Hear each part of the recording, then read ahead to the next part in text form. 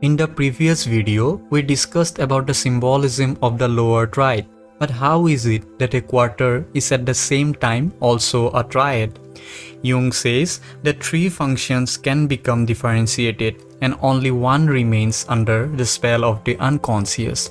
It is an empirical fact that only one function becomes more or less successfully differentiated. That is, it moves from the unconscious to the consciousness, which on that account is known as the superior or main function. This function has associated with it one or two partially differentiated auxiliary functions, which hardly ever attain the same degree of differentiation as the main function, that is, the same degree of applicability by the will.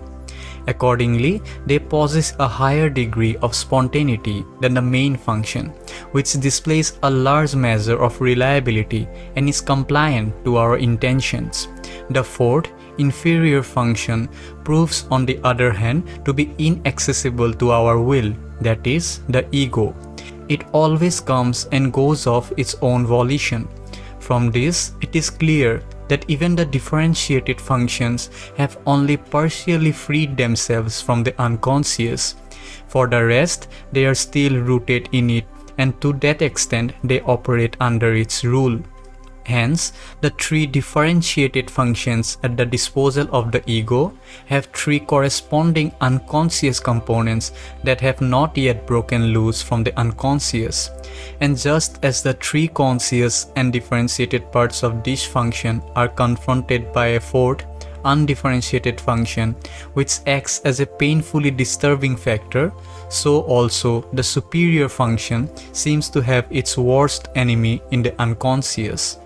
What this means is that when the auxiliary functions, the second and third functions, undergo their differentiation, they in effect split, and part of them goes with the superior function and the other part goes with the inferior function. This results in a pair of triads.